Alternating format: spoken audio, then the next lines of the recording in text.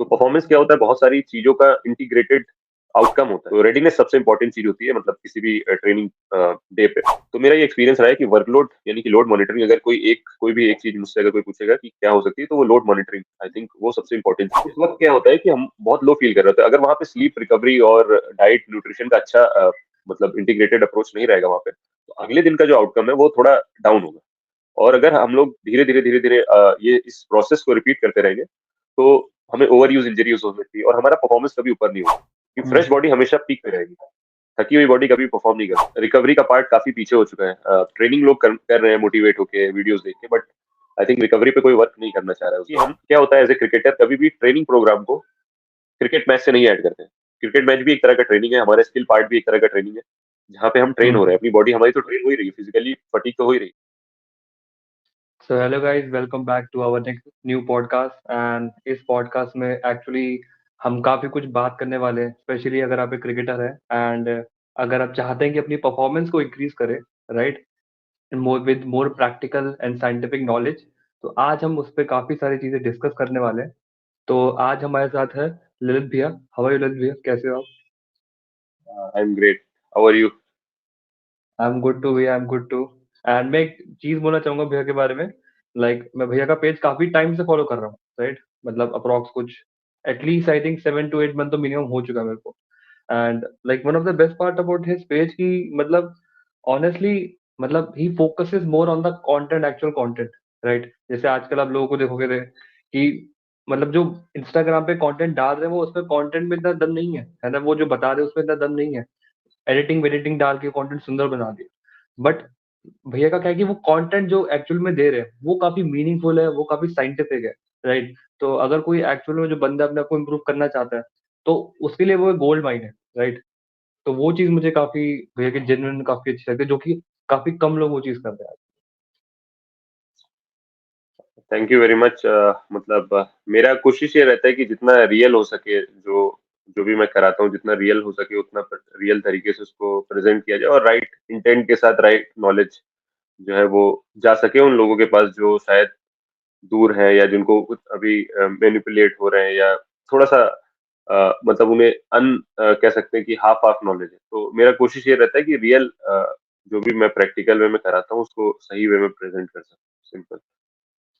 That's quite excellent. And actually Lalit भैया का काम क्या है कि वो परफॉर्मेंस कोच है। वो जो एथलीट्स हैं उनकी परफॉर्मेंस में इंप्रूवमेंट में हेल्प करते हैं। एंड परफॉर्मेंस में काफी काफी सारे एस्पेक्ट्स भी आते हैं, जैसे आपका न्यूट्रिशन, जैसे आपने मुझे बताया, न्यूट्रिशन आता है। एंड आपका फिजिकल ट्रेनिंग आ गया, आपका रिकवरी आ गया, इवन आपका मेंटल एस्पेक्ट भी आ गया। इसमें एक्चुअली पूरी चीजें आ गई, राइट। तो एंड भैया थोड़ा सा इसके बारे में बताओ कि कैसे, what is the main role of performance coach and कैसे। मेन रोल परफॉर्मेंस कोच का ये होता है कि अल्टीमेटली एक एथलीट चाहे वो किसी भी स्पोर्ट्स का हो, क्रिकेट, बैडमिंटन, टेनिस, उसका मेन गोल होता है कि वो अपना एथलेटिक क्वालिटी बिल्ड करे, और अपनी एथलेटिक क्वालिटी बिल्ड करके वो परफॉर्मेंस अपना इनहेंस करे। तो परफॉर्मेंस क्या होता है, बहुत सारी चीजों का इंटीग्रेटेड आउटकम होता है। मतलब अभी परफॉर्मेंस का मतलब सिर्फ ये नहीं कि आप सिर्फ ट्रेनिंग कर रहे हैं, या आप सिर्फ ट्रेनिंग करने के बाद आप कुछ भी डाइट खा ले रहे हैं, या क्या आपका स्लीप पैटर्न है, स्लीप वेक साइकिल क्या है, सर्केडियन रिदम जिसे हम बोलते हैं वो क्या है, हम्म। और हम्म। न्यूट्रिशन कैसा है आपका। तो all this things put together, अगर आप उसको सही डोज, सही वॉल्यूम के साथ अगर आप कंज्यूम करते हैं, तो over the period of time आप एक परफॉर्मेंस अपनी बॉडी से अचीव करवा सकते हैं, चाहे वो कोई भी स्पोर्ट्स आप खेल रहे हैं। तो वो एक इंटीग्रेटेड और होलिस्टिक अप्रोच, एक लाइफस्टाइल में चेंजेस, मतलब बहुत बेसिक चीजें होती हैं जिसको हम सही अगर बेसिक तरीके से सही तरीके से फॉलो करते हैं, जो कि जिसके प्राइम एग्जांपल जो होते हैं वो ओलंपिक एथलीट्स होते हैं। तो ओलंपिक हम्म। एथलीट्स जिनका मेन जो, क्योंकि ओलंपिक एथलीट्स और एक टीम स्पोर्ट्स है, फॉर एग्जांपल क्रिकेट हो गया या कोई और स्पोर्ट्स हो गया, उनमें सबसे मेजर फर्क ये होता है कि और सब गेम में थोड़ा स्किल आ जाता है, बट ट्रैक एंड फील्ड में, या आप कह सकते हैं जेवलिन थ्रो में, इसमें फिजिकल क्वालिटी बहुत ज्यादा डोमिनेटेड होती है। तो हम्म। उन स्पोर्ट्स से जो एक्सट्रैक्शन हम लोग सीख सकते हैं अपने क्रिकेट में, कि वो लोग ओवरऑल लाइफस्टाइल पे बहुत फोकस रहते हैं, और उनका सारा परफॉर्मेंस 5 सेकेंड के टाइम, 5 मिली सेकेंड्स के टाइम पे डिपेंड होता है। 5 मीटर एग्जैक्टली। या 1 सेंटीमीटर फेंकने में उनके लिए जो वो जो मेहनत होती है, वो ये सब छोटी छोटी चीजों से चेंजेस आते हैं। तो इसी हम्म। को हम लोग परफॉर्मेंस कोच की एक डेफिनेशन में रख सकते हैं। एंड एक्चुअली मतलब मुझे इस चीज का पार्ट काफी चीज अच्छा लगा, क्योंकि अगर हम बात करते हैं कोई एसएनसी कोच है तो वो आपकी बस ध्यान देगा ट्रेनिंग का, आपका रिकवरी का, कि आपका हम्म, स्लीपिंग पैटर्न क्या है, हम्म, आप ट्रेनिंग कितना कर रहे हो, आपको रिकवरी कितना लेना है। वो आपका इतना ज्यादा हम्म, लाइक थोड़ा बहुत ध्यान देते हैं कि आपकी जो स्किल ट्रेनिंग है वो कैसी हो रही है, but they are not very very much concern about it. वो बोलेंगे ठीक है अपना स्किल का करो वैसे करके। हम्म, हम्म। आई वुड से कि एक अगर डिफाइंड वे में अगर हम उसको बोले तो ये बहुत सारी स्पोर्ट्स साइंस यूनिट का एक कम्युनिकेशन और एक दूसरे के साथ मतलब एक कोलैबोरेटिव अप्रोच होता है, चाहे वो बॉलिंग कोच हो, फिर एक परफॉर्मेंस कोच हो गया। परफॉर्मेंस कोच और एसएनसी कोच मेरे ख्याल से कुछ ज्यादा एक कह सकते हैं आप एक सिर्फ हॉलिस्टिक और इंटीग्रेटेड अप्रोच के चलते ही थोड़ा सा डिफरेंस क्रिएट होता है, क्योंकि क्या होता है कि एक एसएनसी कोच अगर हम देखते हैं तो वो परफॉर्मेंस कोच उसमें ऐसा कुछ नहीं होता है कि वो वर्ड्स डिफरेंट है और उसका मीनिंग ऐसा नहीं है कि सेम है। एसएनसी कोच क्या होता है कि वो ट्रेनिंग और दूसरी और चीजों पे फोकस करता है, बट परफॉर्मेंस कोच में क्या होता है कि आप ओवरऑल उसके हर चीज पे वर्क करते हैं कि आप बॉलिंग का स्किल में क्या रहा है आज शाम में, स्लीप पैटर्न क्या रहा है, न्यूट्रिशन क्या रहा है, उसके अलावा आपका ट्रेनिंग में जो शेड्यूल रहा है वो कैसे मैच कर रहा है आपकी बॉलिंग स्किल से या आपकी बैटिंग स्किल से। फॉर एग्जाम्पल अगर किसी बॉलर को बॉल डालना है तो उसको कब बॉल डालनी है, कब नहीं डालनी है, उसमें थोड़ा सा इनपुट वो बॉलिंग कोच को दे सकता है, जिससे इंजरी प्रिवेंशन या लोड मॉनिटरिंग बेहतर हो सकती है। और मैं एसेंसी वर्ड इसलिए नहीं यूज कर रहा हूँ क्योंकि ये काफी ज्यादा ओवर यूज वर्ड हो चुका है अभी। और ओवर यूज वर्ड इसलिए हो चुका है क्योंकि बहुत सारे लोग इसको गलत तरीके से यूज कर रहे हैं, just because to get their own benefit. वो लोग इसको कोशिश कर रहे हैं कि इसको कैसे मैनिपुलेट किया जाए, और जैसे ही हर इंडस्ट्री में होता है कि स्टार्टिंग में वो वर्ड बहुत सक्सेसफुल हो जाता है, अगर वो सक्सेसफुल हो जाता है तो लोग उसको गलत तरीके से यूज करते ओके। हैं। Okay, I understand your point. And actually ये काफी एक ऐसा पॉइंट है जो जो भी क्रिकेटर अभी हमको सुन या देख रहे हैं उनके लिए काफी जरूरी पॉइंट है, कि like whenever you are going to a coach just look at कि भाई actually they actually know the things right, rather than just मतलब क्योंकि यहाँ पे like actually in specially in online, क्योंकि ऑनलाइन में क्या होता है कि you have to just put some mediocre content also. Like कुछ कोचेस ऐसा करते हैं एंड लाइक वो कंटेंट को ना काफी अट्रैक्टिव बना देते हैं, लाइक मीम भी ऐड कर दिया, एडिटिंग डाल दिया, अच्छा सा क्रिस्पी सा ट्रेंडिंग म्यूजिक लगा दिया, तो वो उनकी रीच काफी ऊपर पहुंच जाती है। और एक क्रिकेटर है हम्म, वो एक्चुअली पता है बहुत सारा टाइम ये नहीं रहता कि यार इस बंदे का कंटेंट कैसा है, वो ना फॉलोअर्स के बेसिस पे जज करता है कि अगर इसके 1 लाख फॉलोअर्स है तो भाई इसको पता ही होगा, तो मैं तो उसकी बातें सुनता हूँ या फिर इसकी अकेडमी में भी चले जाता हूँ, इस बंदे की इस कोच की अकेडमी में। तो वहाँ पे काफी ये चीज जरूरी लगती है कि मतलब आप उसके फॉलोअर्स को मत देखो, आप उसके व्यूज को मत देखो, आप ये देखो कि वो बंदा बता कर रहा है, और क्या उस पर सर्टिफिकेशन या उस पर कोई टेस्टिमिनल्स हैं जिन लोगों को उनपे जिस पे उन्होंने ट्राई किया हो उनको रिजल्ट्स वगैरह मिले। तो आई थिंक ये भी काफी इंपॉर्टेंट चीज है जी। हाँ एग्जैक्टली, आई थिंक कि मेरा मेन फोकस हमेशा जो भी मेरे यहाँ पे ट्रेनिंग करते हैं, जो भी मेरे साथ एथलीट वर्क करते हैं, उनको ट्रेनिंग के साथ साथ उन्हें एक थोड़ी सी इंसाइट भी होना चाहिए कि वो क्या कर रहे हैं और क्यों कर रहे हैं। तो वो बहुत मैं उनको क्लियर कर देता हूँ कि वो क्यों कर रहे हैं ऐसा और क्या उसका आउटकम होने वाला है। डे बाय डे उस चीज को मैं फीड करता रहता हूँ, जिससे कि उनको एक आइडिया लग जाता है कि over the period of time कि उनकी बॉडी कैसा वर्क कर रही है, उनको बॉडी के बारे में अपनी खुद भी आइडिया हो जाता है over the period of time कि आज क्या रिस्पॉन्स है। तो थोड़े टाइम के बाद वो मुझे इनपुट देने लगते हैं कि आज आज मेरी बॉडी इतना सोर है, या अभी आज शायद कोई ऐसा वर्कआउट नहीं हो सकता जो न्यूरल मतलब न्यूरल इन द सेंस काफी क्विक है, जैसे पावर वर्कआउट हो गया या स्पीड एक्सेलरेशन हो गया। तो थोड़े टाइम के बाद मेरे ख्याल से अराउंड 8-9 मंथ्स के बाद जो भी मेरे साथ ट्रेनिंग करता है उसको इतना आइडिया हो जाता है कि अभी उसका बॉडी का सोरनेस कितना है, या वो उसका वो आज कौन सा वर्कआउट करने के लिए रेडी है। तो रेडीनेस सबसे इम्पोर्टेंट चीज होती है मतलब किसी भी ट्रेनिंग डे पे, आई थिंक। तो वो नॉलेज पास करना बहुत इम्पोर्टेंट है, राइट। एग्जैक्टली। एंड भैया मतलब मेरा भी क्वेश्चन ये है कि मतलब जैसे आप एक परफॉर्मेंस कोच हो तो डेफिनेटली अगर आप पे कोई एथलीट आता है तो मतलब अगर हम बात करें क्या क्या ऐसे फैक्टर्स होते हैं कि अगर कोई भी एथलीट उस पर ध्यान दे तो उसको काफी ज्यादा बड़े रिजल्ट मिल सकते हैं। अब मैं ये नहीं बोल रहा कि मतलब क्योंकि मतलब मैं ये ऐसा नहीं बोल रहा कि जल्दी रिजल्ट वाली बात कि फटाफट से रिजल्ट मिले, बट ऐसी चीजें आई थिंक ऐसे फैक्टर आपको भी पता होंगे कि अगर इस पे काम करें तो अगर इन कुछ फैक्टर्स पे हम काम करें एक क्रिकेटर पे, तो परफॉर्मेंस में बहुत बड़ा ह्यूज इंप्रूवमेंट दिखता है। ऐसा कुछ होता है? अगर होता है तो क्या-क्या चीज़ होती है? आई थिंक अगर ट्रेनिंग पर्सपेक्टिव से देखते हैं तो क्रिकेट में जैसे कि हमें पता है एक स्पिनर हो गया, फास्ट बॉलर हो गया, बैट्समैन हो गया और विकेट कीपर बैट्समैन हो गया और एक हो गया ऑलराउंडर। ये 4-5 रोल्स होते हैं जो क्रिकेट में हम लोग मतलब होते हैं, जो प्लेयर्स के अलग-अलग रोल्स होते हैं। तो जिसमें सबसे ज्यादा जो मेरे ख्याल से चैलेंजिंग एस्पेक्ट होता है कि इस क्रिकेट में, वो होता है फास्ट बॉलिंग, जहाँ पे सबसे ज्यादा स्किल के साथ साथ फिजिकल कैपेसिटी भी आती है एक्सपोजर में। तो मेरे ख्याल से उनका लोड मॉनिटरिंग सबसे ज्यादा इंपॉर्टेंट चीज होता है।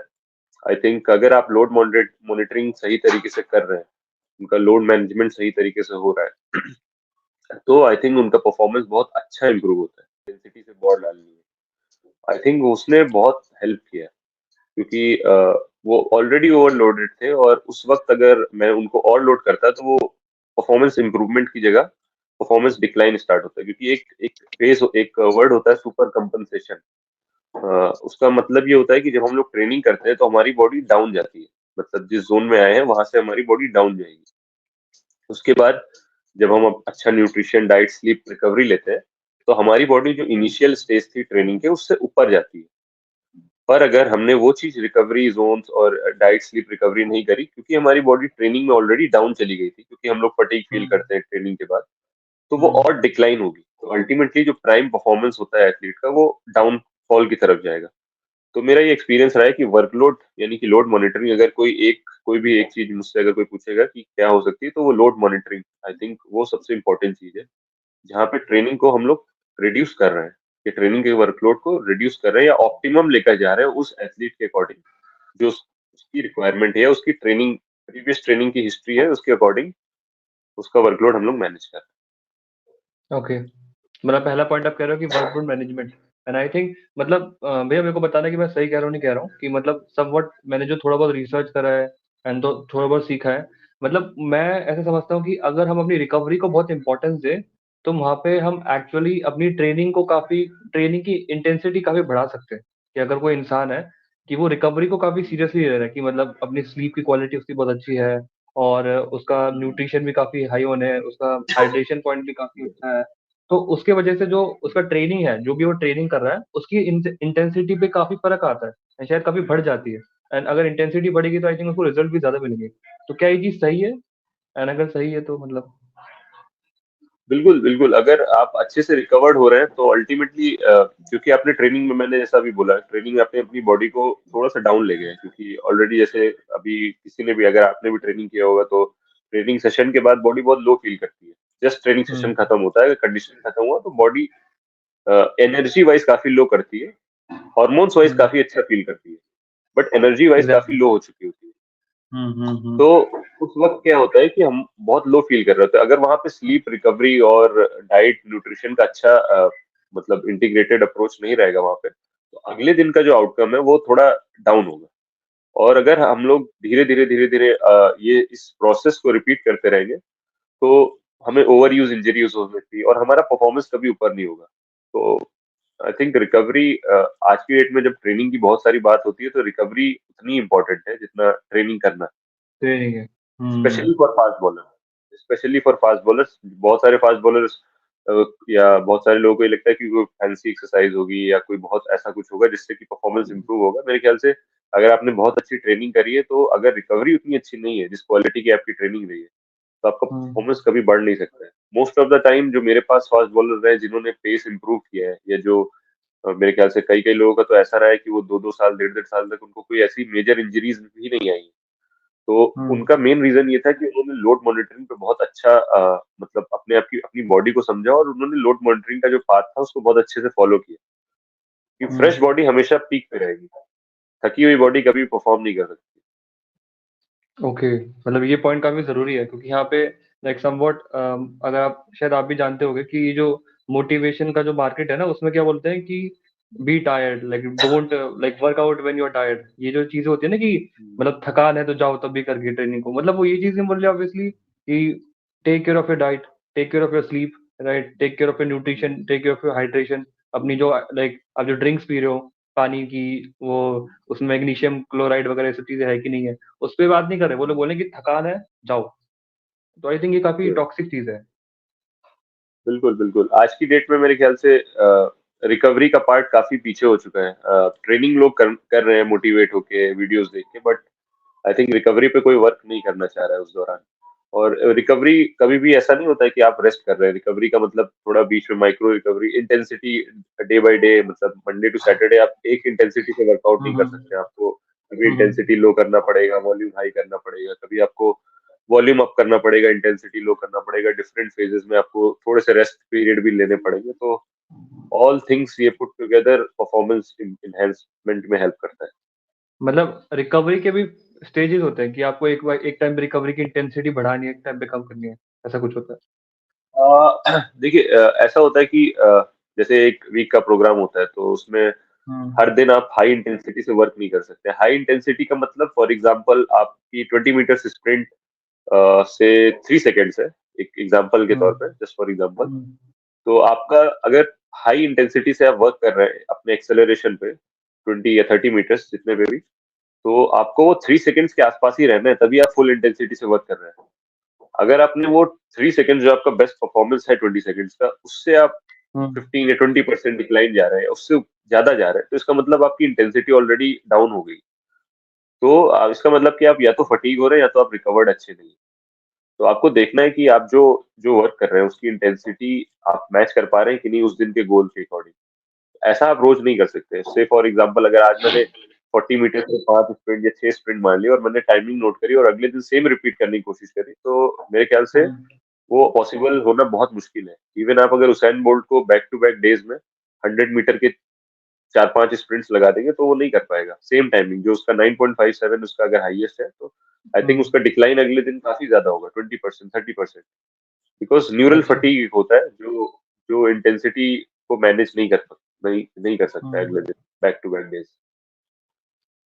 ओके। एंड मतलब ये चीज काफी, आई थिंक काफी इंपॉर्टेंट पॉइंट था लोड मैनेजमेंट में। एंड भैया जैसे आप अभी हमने बात करी लोड मैनेजमेंट की, अगर कोई क्रिकेटर है तो उसका वन ऑफ द एंड हाँ, एक और चीज मुझे ऐड करनी थी कि जैसे हम बात कर रहे थे लोड मैनेजमेंट में, तो आई थिंक पे मुझे लगता है कि इसमें एक और चीज शायद यहाँ पे हम ऐड कर सकते हैं कि अगर कोई एथलीट, चलो किसी पे कोच है वो अफोर्ड कर सकते हैं, वो तो बेस्ट पार्ट है। वो तो अगर उस पर वो लग्जरी है, किसी को अफोर्ड कर पा रहे हैं, वो बेस्ट पार्ट है।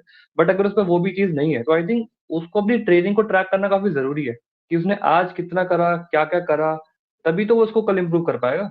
फिर तो वो अपने बिल्कुल उस बिल्कुल। इल्यूजन में चले, है ना? बिल्कुल अपनी बॉडी को समझना बहुत इंपॉर्टेंट है। और मेरे ख्याल से आज की डेट में अगर मैं कहता हूँ कि अगर आप थोड़े फेज के लिए भी किसी ट्रेनर को अफोर्ड कर सकते हैं, थोड़े फेज के लिए, मतलब मैं ये नहीं कह रहा हूँ कि आप पूरे टाइम अफोर्डेबिलिटी आपके लिए मैनेज हो सकती हम्म है, बट थोड़े फेज के लिए भी अगर अफोर्ड कर सकते हैं, आप अपना बेस और फाउंडेशन क्लियर कर सकते हैं अपने माइंड में, वहां से आप टेक ओवर कर सकते हैं थोड़ा, कुछ लिमिट तक।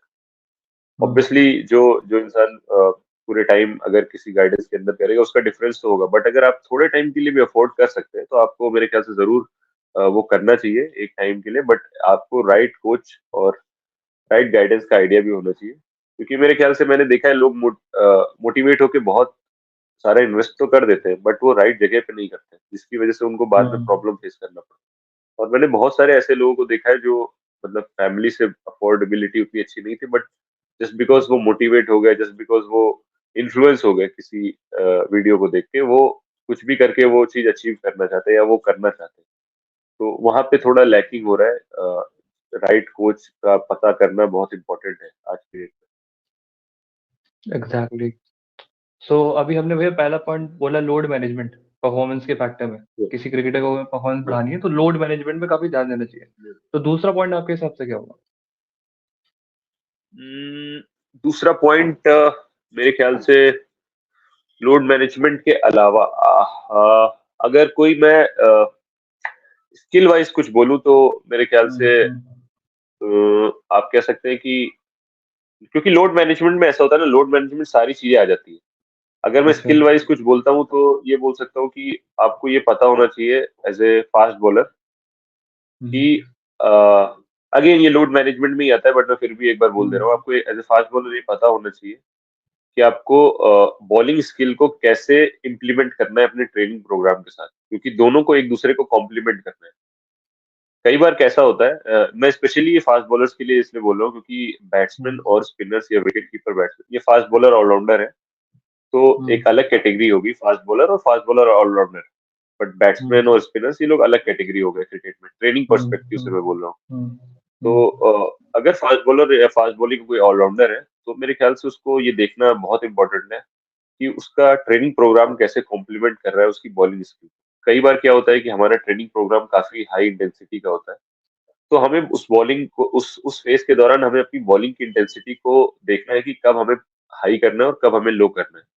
कई बार कैसा होता है कि बॉलिंग का वर्कलोड बहुत ज्यादा होता है, उस टाइम हमें देखना है कि ट्रेनिंग प्रोग्राम को कहाँ पे पिच इन करना है। क्योंकि कई बार क्या होता है कि एज ए ट्रेनर भी या एज ए परफॉर्मेंस कोच भी हम लोग अ, कभी भी ये नहीं देख समझ पाते कि कैसे एक दूसरे को दोनों चीजें कॉम्प्लीमेंट करेंगी, क्योंकि अगर दोनों चीजें एक दूसरे को कॉम्प्लीमेंट नहीं कर रही है, हो सकता है कि आपका बॉलिंग का स्किल आपका बहुत अच्छा चल रहा हो, जो आपको करना है वो कर रहे हैं, हो सकता है आपका ट्रेनिंग प्रोग्राम भी बहुत अच्छा हो, बट दोनों एक दूसरे को कॉम्प्लीमेंट नहीं कर रहे।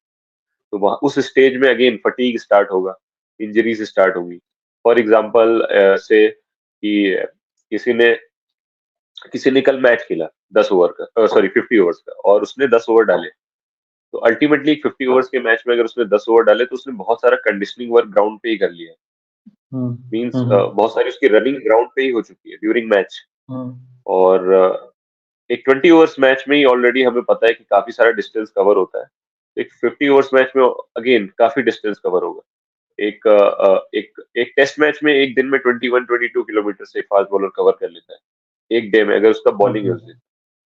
ओके ओके, तो अगेन अगर रेस्ट डेज में अगर उसने कंडीशनिंग पे फिर से वर्क कर लिया, फॉर एग्जांपल हम्म उसने सिर्फ रनिंग कर ली, तो हम्म अल्टीमेटली जो चीज पहले से ही मैच में कवर हो चुकी है उसने वापस से वही चीज कर लिया।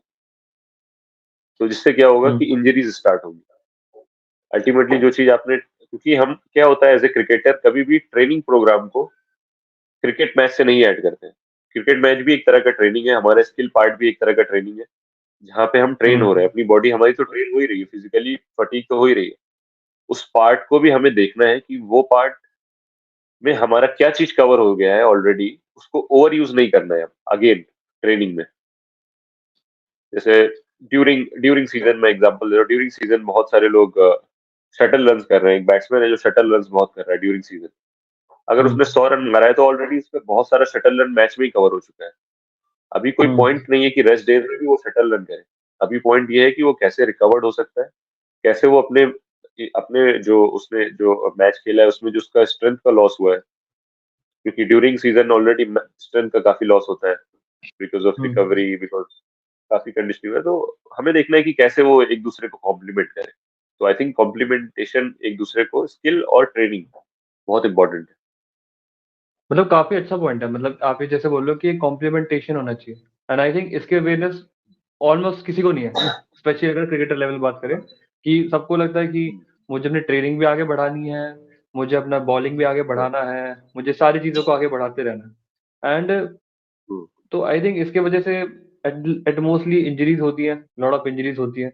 एंड मतलब ये मेरा बिल्कुल। क्वेश्चन यहाँ भी था इसी पॉइंट को लेके, जैसे मतलब लाइक एज अ क्रिकेटर की अभी जैसे कोई लाइक मोस्ट ऑफ देम की अगर किसी ने अभी कोई लेवल नहीं खेला, तो उनको क्या है कि उनको हफ्तों में एक दो मैचेस खेलने को मिलते हैं।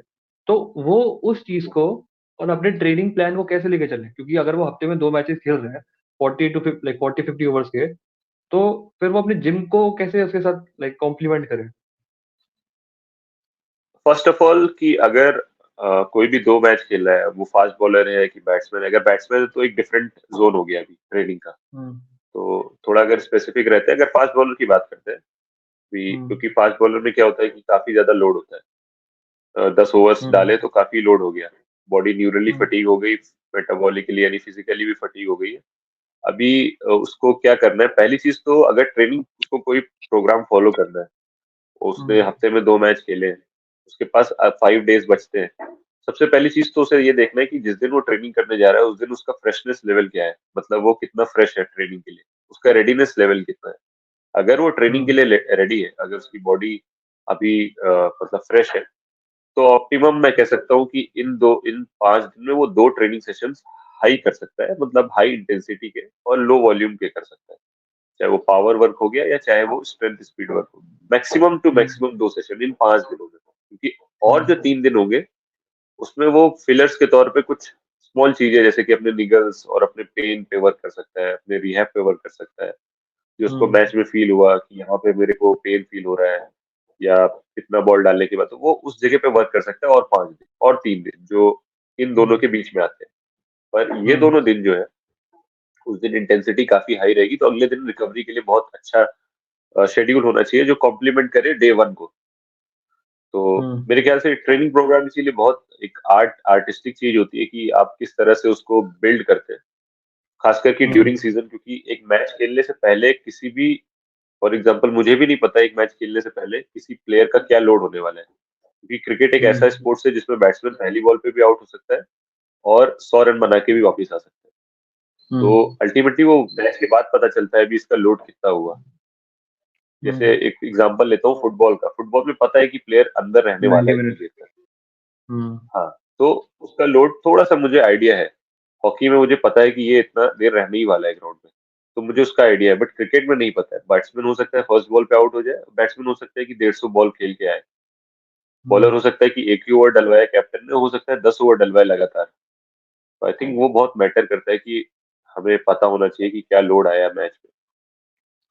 एंड भी अगर हम बैट्समैन की बात करें तो मतलब जैसे अभी आपने आपने फास्ट बॉलर का बताया कि अगर वो हफ्ते में 2 दिन मैच खेल रहा है तो 2 दिन उसको इंटेंसिटी वाली ट्रेनिंग करनी चाहिए, एंड जो बाकी के 3 दिन है उसको somewhat like kind of recovery या रिहैब, जो उसको इवेंचुअली उसकी फ्री है, फ्री जो है, बॉडी फ्रेशनेस है उसको बढ़ाए। मोबिलिटी तो है। अगर हम एक बैट्समैन की बात करें तो हाँ, like what will be batsman की रिगार्डिंग कैसे होगा? बैट्समैन के लिए आई थिंक बहुत ज्यादा डिफरेंस नहीं है, हम्म, बट डिपेंड करता है again game to game, individual to individual, और उसकी रिक्वायरमेंट क्या है, क्योंकि देखो होता है क्या है कि हर एक बैट्समैन का अपना तरीका होता है रन बनाने का, और हम्म, उसकी हर हर इंसान की एक अलग इंडिविजुअल बॉडी होती है। एक अगर जनरल वे में मैं एक सिंपल वे में अगर इसको रखता हूँ, तो ड्यूरिंग सीजन हम जो चीज लॉस करते हैं उसे हमें बिल्ड करना है, उसे हमें मेंटेन रखना है, तो बिल्ड नहीं करना है। बिल्ड हम्म, क्योंकि हमारे पास टाइम हम्म, नहीं है तो हम बिल्ड नहीं कर सकते ड्यूरिंग सीजन। तो हम्म, ड्यूरिंग सीजन हमें हमने जो ऑफ सीजन में वर्क किया है उसे हमें हम्म, मेंटेन रखना है, और मेंटेन बहुत बड़ा चैलेंज है किसी भी ट्रेनर के लिए, किसी भी कोच के लिए, और इवन एक एथलीट के लिए। मेंटेन हम्म, रखना इसलिए चैलेंज है, अगर आपने ऑफ सीजन में बहुत अच्छा ट्रेनिंग किया हुआ है तो उस परफॉर्मेंस को हम्म, मेंटेन करना पूरे सीजन अगेन बहुत बड़ा एक चैलेंज है। बिल्ड करने का तो हम्म, कोई चांस ही नहीं है, क्योंकि आपका वहां पे रिकवरी नहीं हो पा रही, और आपका मेन फोकस मैच हो गया है, आपका मेन फोकस स्किल हो हम्म, गया है ड्यूरिंग सीजन। हम्म, बट अगर आपने मेंटेन नहीं किया फिटनेस, तो धीरे धीरे क्या होगा, आपका परफॉर्मेंस डिक्लाइन होना स्टार्ट होगा और फिर हम्म, इंजरीज स्टार्ट होगी। अब बैट्समैन की बात करते हैं, ये किसी भी और जो फास्ट बॉलर को हटा के और किसी भी जो हम्म, क्रिकेट में और रोल्स है, हम्म, सबसे पहली चीज तो स्ट्रेंथ बिल्ड करना बहुत इंपॉर्टेंट है। हम्म, स्ट्रेंथ में मैं बोलूंगा कि क्रिकेट क्योंकि यूनिलैटरली बहुत डोमिनेंट गेम हो जाता है, क्योंकि हम राइटी होते हैं या लेफ्टी होते हैं, तो हम लोग हम्म, एक तरफ से काफी डोमिनेटेड होते हैं। एक राइट हैंड बैट्समैन काफी डोमिनेटेड होगा, अगर बॉटम हैंडेड प्लेयर है तो राइट हैंड से बहुत डोमिनेटेड होगा, और उसका हम्म, एक तरीके का मूवमेंट होगा। जो फ्रंट फुट है यानी कि जो लेफ्ट फुट है, अगर राइट हैंड बैट्समैन है तो काफी वो लोड ले रहा होता है हम्म, कवर ड्राइव करने पे, कुछ भी फ्रंट फुट के शॉट्स में, क्योंकि पूरा वेट ट्रांसफर होता है। बट बैक फुट पे क्या होता है कि हम लोग बहुत नॉर्मल होते हैं, मतलब बहुत ज्यादा वेट ट्रांसफर नहीं करते हैं। और तो मैंने हम्म, ऐसा नोटिस किया है मोस्ट ऑफ द बैट्समैन के साथ कि उनका लेफ्ट फुट काफी स्टेबल होता है, बट राइट फुट से वो थोड़ा पावर जनरेट नहीं कर पाते, और उनका मसल इम्बैलेंस होता है लेफ्ट और राइट। तो आप यूनिलैटरल वर्क काफी कर सकते हैं, जिसमें हम लोग सिंगल हैंड एक्सरसाइजेस करते हैं या सिंगल लिम्ब एक्सरसाइज करते हैं, अपर बॉडी या लोअर बॉडी। तो आई थिंक हम्म, वो मेंटेन अगर हम लोग कर लेते हैं, बैलेंस क्रिएट कर लेते हैं दोनों लिम्स में ड्यूरिंग सीजन, बहुत ज्यादा इम्बैलेंस नहीं क्रिएट होता है स्ट्रेंथ वाइज, फंक्शनैलिटी वाइज, तो आई थिंक इंजरी से बचा रहेगा। दूसरा चीज हम लोग उसमें जैसे कि अभी फास्ट बॉलर के साथ बोला, थोड़ा सा हाई इंटेंसिटी का वर्क जैसे कि पावर या speed strength according to athlete, हम लोग उसको एक पुट ऑन कर सकते हैं बीच में। और क्योंकि कंडीशनिंग ऑलरेडी मैच में कवर्ड हो जा रही है, हम्म, तो उसका कोई ज्यादा जरूरत नहीं है, थोड़ा सा माइक्रो डोज हम लोग कर सकते हैं, depend again athlete to athlete.